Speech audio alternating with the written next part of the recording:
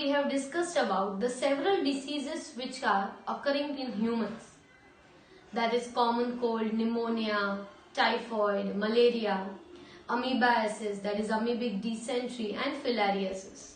Now we are going to discuss about one more such disease which is caused by the fungus. As we said, some diseases are caused by viruses, some are caused by bacteria, some are caused by protozoans, and some disease caused by helminth. Similarly, there are some diseases which are caused even by fungi. And these diseases are commonly known as ringworm infections. The ringworm infections, they are the fungal diseases. And these fungal diseases are mostly belonging, that is the fungi are mostly belonging to the genus. There are three very common genus of fungi. The first one is known as Microsporum, Trichophyton and Epidermophyton. The name of the fungal genera, that is genus, is Microsporum, Trichophyton and Epidermophyton. And all of them are responsible for the ringworm disease, ringworm infections. The common symptoms which are observed in this disease are the appearance of dry scaly lesions on the skin. That is, there will be dry lesions, that is scratches or such infectious lines that will be observed on the skin. They can also be observed on the region of the scalp and can also be observed at the nails. So some of these regions are going to become very dry. Not only these regions become dry, but they also have intense itching. So there will be a severe itching observed at these places. Okay. Another symptom, another thing that is that those places where the amount of heat and moisture is more, these places will be providing the best sites for the fungus to grow rapidly. So more is the moist and humid place in the body, more will be the growth of the fungus. So rapid growth of the fungus will be observed where the heat and moisture will be more. So places like the groin and between the toes, that is between the toes that there will be angles, and at that places there can be the infection that can occur. Groins means the region between your thigh and the abdomen. Okay, so the V-shaped region between the thigh and the abdomen is known as groins. And here also the chances of fungal infection are more. Even the fungal infections are common in the regions of the neck. So these ringworm diseases will be causing the infectious dry scaly lesions and intense itching. Due to severe itching, when a person itches it, this spreads even to the other places in the body. The most common way in which they spread is from the soil, and second most common reason for it to spread is using the towel from an infected person, using even a comb of an infected person, or using clothes of an infected person. So if a healthy person uses any of these things of an infected person, it is possible that the fungus will be transmitted from one individual to the another one. And that is the way in which this disease transmits from one person to another. So here we have completed all the diseases which were associated with this chapter. Now we are going to discuss that how these diseases can be controlled, or what are the means by which you can control these diseases. So the first way is to maintain a personal hygiene. Okay, keep the surroundings clean and keep yourself clean is the most important way you can avoid any such infectious disease. Another thing is that consumption of clean drinking water and food.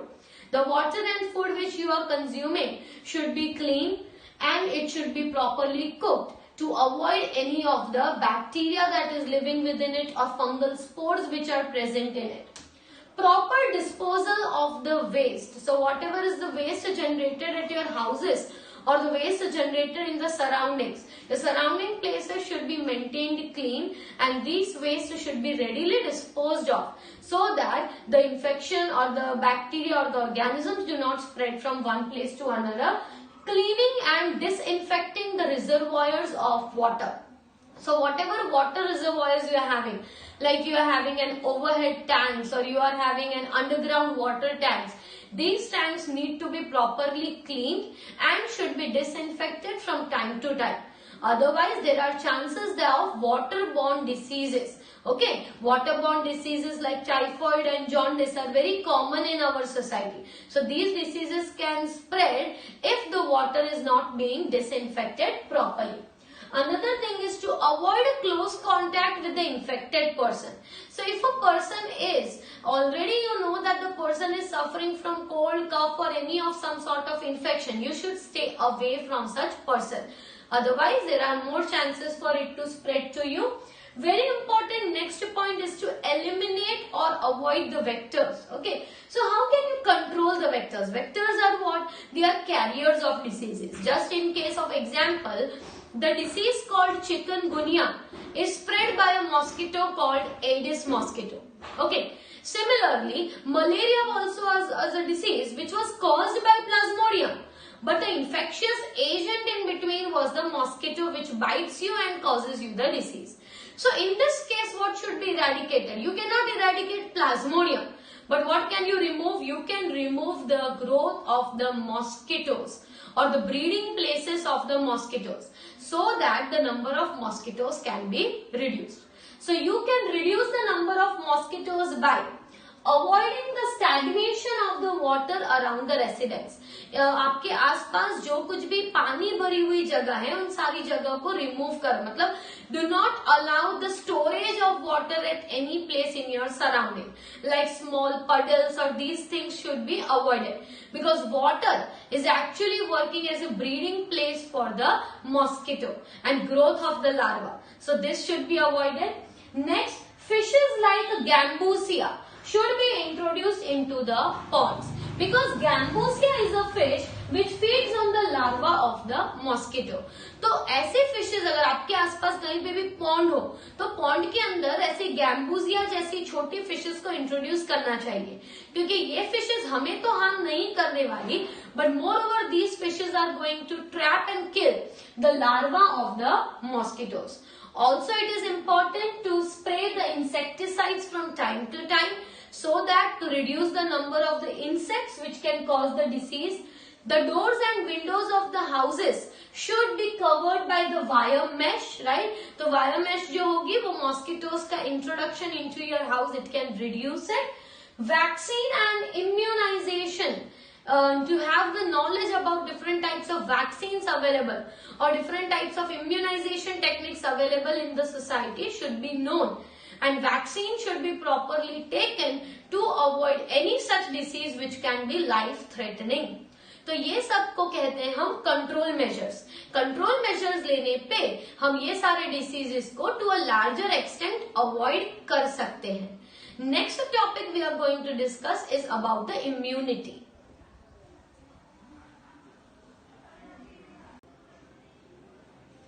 The next topic to discuss is the immunity. Now, when we use the word immunity, what is the meaning of immunity? Immunity is a mechanism of our immune system by which we can stay away from any of the diseases which are commonly present in our surroundings. So here, first of all, let us have a look on the definition. The immunity is the ability of the host to fight the disease-causing organism conferred by the immune system. So we are the host and we have an ability to remove or fight against any of the disease-causing organism. मतलब जो भी disease-causing organism है उससे हमारी body naturally fight करती है, और ये जो फाइट करने के मैकेनिज्म है ये फंक्शन किसका रहता है? ये फंक्शन रहता है इम्यून सिस्टम का. तो इम्यून सिस्टम के पास नेचुरली ऐसी एबिलिटी है टू रिमूव और fight against any of the disease causing organism जिसे हम कहते हैं पैथोजन. तो पैथोजन को अंदर इन्वेड ना होने देना और उससे फाइट करना, वो जो एबिलिटी है वो एबिलिटी को हम क्या कहते हैं? हम अपनी इम्यूनिटी कहते हैं. Every individual has somewhat different immunity. Some have a good immunity, some have a less immunity. Those individuals with good immunity will be able to fight against many diseases. That is, chances of them having the disease will be less. तो immunity जो है वो important क्यों है? क्योंकि हमारे आसपास इतने सारे माइक्रो ऑर्गेनिजम्स हैं, इतने सारे बैक्टीरिया, फंजाई और पैथोजेनिक ऑर्गेनिजम्स हैं, बट हम हर रोज बीमार नहीं होते. हमारे पास नेचुरली मैकेनिज्म है to remove, to fight against these organisms.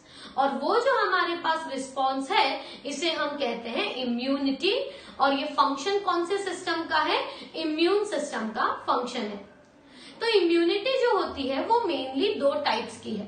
The first one is known as the innate immunity and the second one is known as the acquired immunity. Now innate और एक्वायर्ड ये क्या है? तो innate immunity मतलब जो immunity हमें birth से मिली है, मतलब हमारे पास वो इम्यून सिस्टम हमारे बर्थ से डेवलप हो चुकी है, उसके लिए हमने ज्यादा कुछ नहीं किया, तो वो इम्यूनिटी को हम क्या कहते हैं? इनेट. एक्वायर्ड इम्यूनिटी हम जो कहते हैं वो हम अक्वायर करते हैं इन अवर लाइफ टाइम. मतलब एक्वायर्ड इम्यूनिटी हमारे पास होती नहीं है, but once we get exposed to different organisms in the nature, we acquire this immunity. तो दोनों को हम डिटेल में अभी स्टडी करेंगे. पहले हम स्टडी करते हैं इनेट इम्यूनिटी को. तो इनेट इम्यूनिटी को क्या कहते हैं कि जो इम्यूनिटी हमें सिंस बर्थ से मिली है उसे हम इनेट इम्यूनिटी कहते हैं. और वो नॉन स्पेसिफिक होती है. नॉन स्पेसिफिक मतलब कोई पर्टिकुलर पैथोजन के लिए वो नहीं है.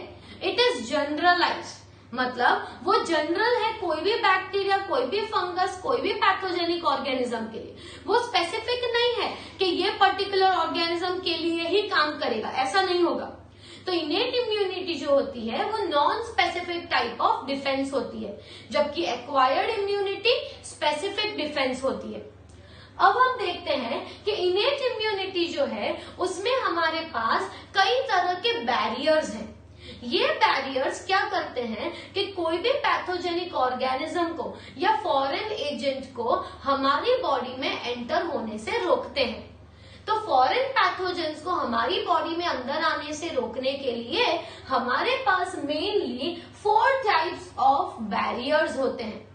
तो ये जो 4 तरह के बैरियर्स हैं इन्हें कहते हैं physical barriers, physiological barriers, cellular barrier और साइटोकाइन बैरियर. तो पहले हम बात करते हैं कि what are physical barrier. Physical barrier में हमारे पास सबसे मेन जो बैरियर है वो है हमारी स्किन. स्किन जो है वो एक तरह का सबसे इंपॉर्टेंट बैरियर है, क्योंकि ये जो हमारी स्किन है it will not allow any foreign organism to enter into our body. अगर ये बात अलग है कि अगर हमें स्किन पे कुछ चोट लग गई है या we have some type of burn on our skin and from that some pathogen enters, that is possible. But till the time you have an intact skin, तब तक कोई भी पैथोजन आपकी स्किन में से एंटर हो सकता नहीं है. तो स्किन हमारे पास क्या है? एक नेचुरल बैरियर है. Other barriers which are included in the physical barriers are mucus lining, mucus coating. तो हमारे पास म्यूकस लाइनिंग कौन से पैसेज में होती है? Respiratory passage. तो रेस्पिरेटरी पैसेज में हमने पढ़ा है कि एनी बैक्टीरिया और dirt which is entering into your respiratory passage will be trapped up by the mucus present in the respiratory tract.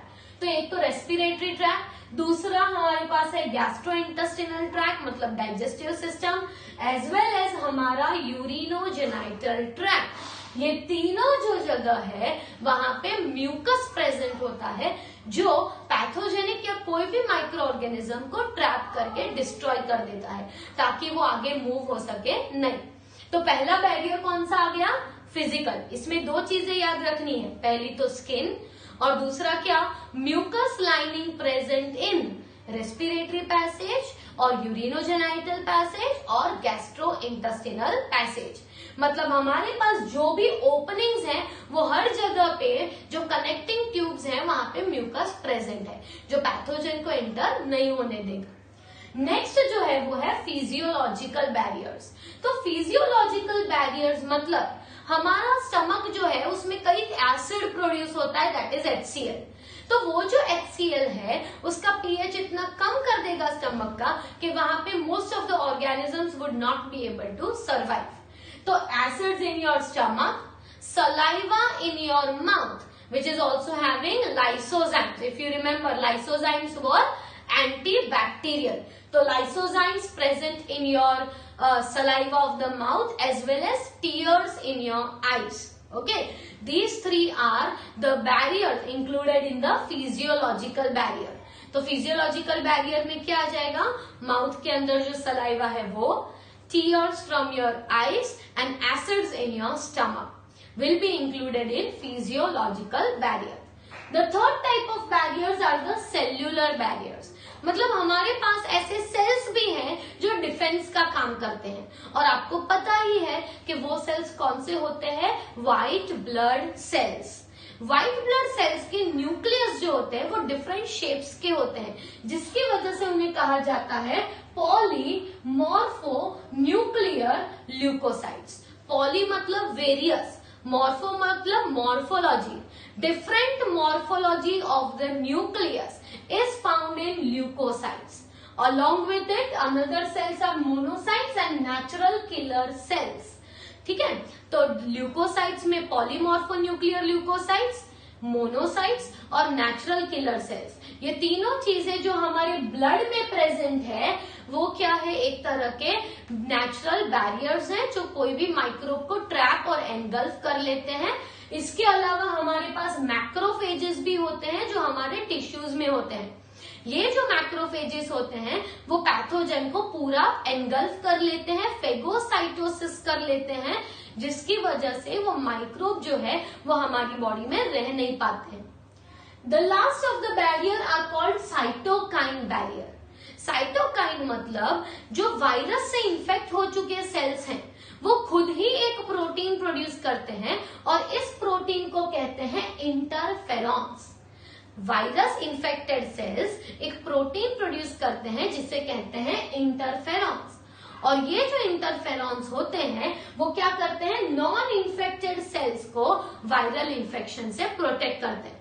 मतलब अगर एक सेल में वायरस इन्फेक्ट हो चुका है तो वो ऐसा प्रोटीन प्रोड्यूस करेगा जिसे हम कहते हैं इंटरफेरॉन, जिसकी मदद से आसपास के जो सेल्स हैं वो इन्फेक्ट ना हो.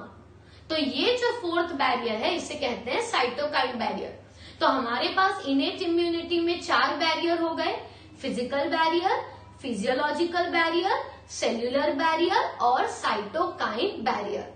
You have to remember the examples of each of these barriers which are naturally present in our body.